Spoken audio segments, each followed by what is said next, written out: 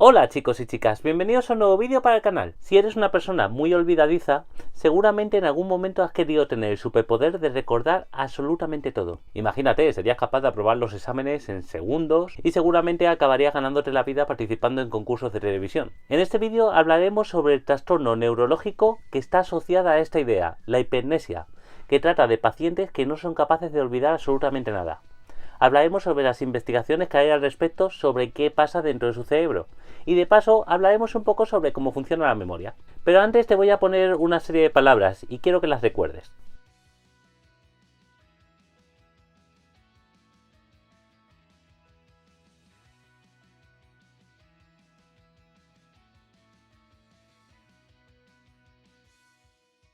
¿Ya está? Pues empezamos.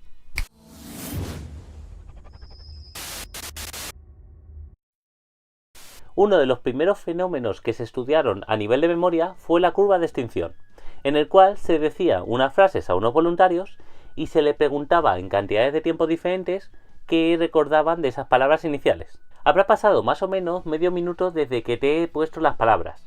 Así que es el momento de preguntarte, ¿cuántas palabras recuerdas? Hazlo un poco de cabeza o si tienes papel y boli, apúntalas. Aquí están otra vez las palabras. ¿Te has acercado? Probablemente recuerdes bastantes, ya que ha pasado medio minuto.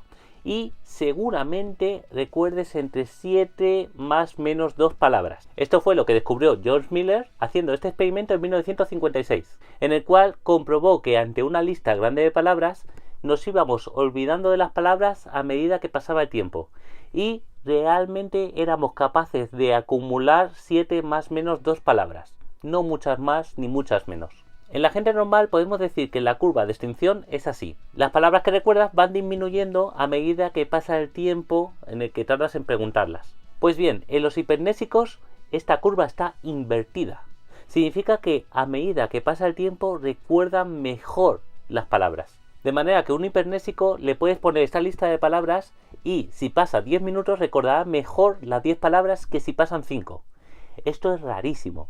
No es fácil de explicar a nivel neurológico. Además, no hay muchos hipermnésicos, o al menos hipermnésicos puros. Normalmente se han encontrado síntomas de hipermnesia combinadas con otras patologías, como puede ser el autismo, en el cual tienes a los Savant, que es un tipo de autista que tiene una memoria prodigiosa. Aún así, no se puede realizar muchos estudios con hipermnésicos. Se conocen desde hace 2 siglos, y sin embargo no se ha conseguido estudiar más allá de 20 personas.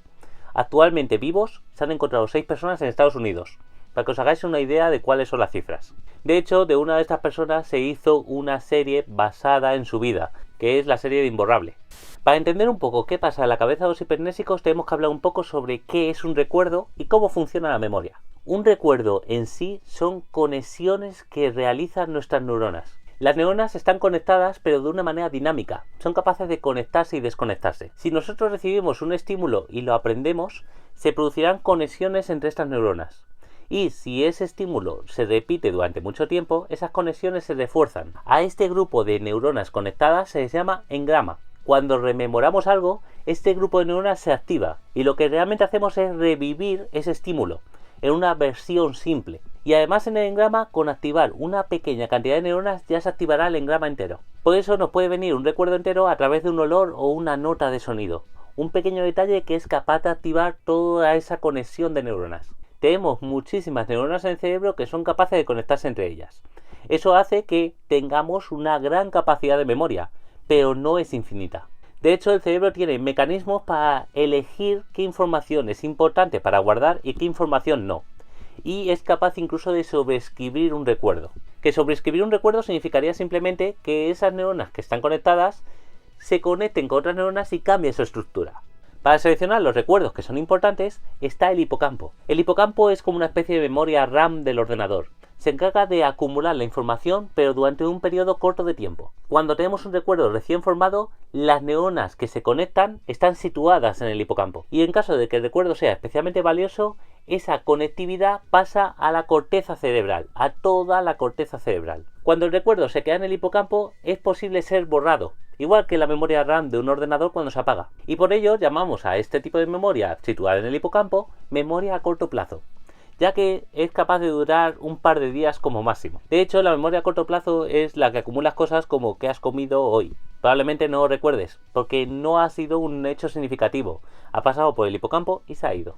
Cuando el engrama se forma en la corteza cerebral, llamamos a esto memoria a largo plazo, y es capaz de durar meses o incluso años. Nuestro nombre, nuestra dirección, todo esto está en la corteza cerebral. Y por supuesto recuerdos importantes, como puede ser el día del cumpleaños en el que pasó algo o tu primera cita. Y es muy difícil que sea borrado. Ahora bien, ¿qué significa que un recuerdo sea importante para nuestro cerebro? ¿Qué es lo que hace que pase del hipocampo a la corteza cerebral? Piénsalo a nivel de las conexiones de las neuronas. Si un estímulo se repite durante mucho tiempo, las neuronas van a estar disparando juntas durante más tiempo, y eso hace que refuerce las conexiones, que se diga que ese recuerdo es importante. Y eso es lo que hacemos normalmente cuando estudiamos. Mucha gente se dedica a estudiar repitiendo una y otra vez la misma lección, haciendo que su cerebro se acostumbre a esa lección y que las neuronas se conexionen lo suficiente como para aguantar el examen. Que pase más allá del examen, eso ya es más complicado.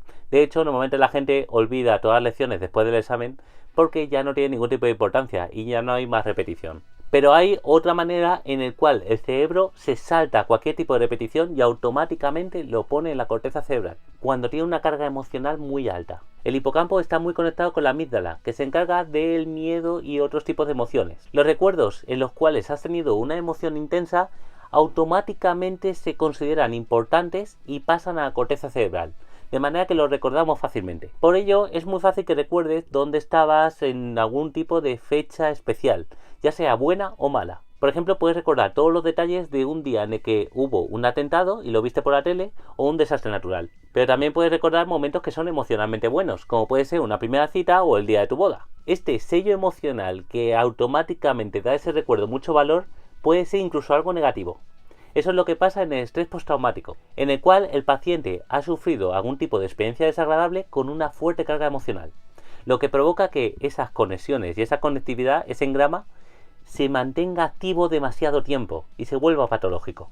El tratamiento que se suele usar para este tipo de casos es la sertralina, que se encarga de inhibir la emoción. Al rememorar el recuerdo las siguientes veces con una emoción disminuida, el recuerdo pasa a ser menos grave y el cerebro es capaz de estabilizar este engrama sin que esté activo todo el tiempo en situación de paranoia.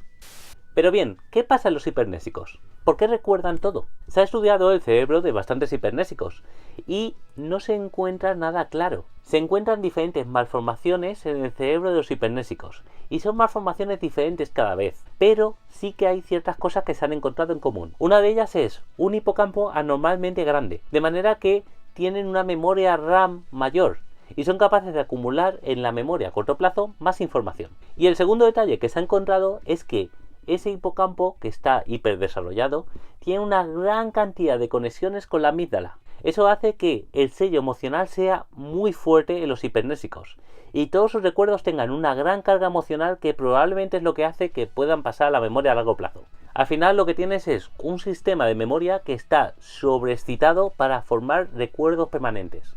Y eso lo que hace para un hipernésico es que no sea capaz de olvidar nada. Esta hipótesis está siendo comprobada y una de las mejores pruebas que tenemos es que la sertralina, lo que he dicho que sirve para pacientes con estrés postraumático, sirve también para los hipernésicos y le disminuye su capacidad de memoria, probablemente debido a esa disminución de la carga emocional de sus recuerdos. Y ahora, una vez más, ¿recuerdas alguna de las palabras que he dicho al principio? Si las recuerdas, a lo mejor eres hipernésico. Y hasta aquí el vídeo de hoy, espero que te haya gustado. Si tienes algún tipo de duda o comentario, ponlo en la sección de comentarios.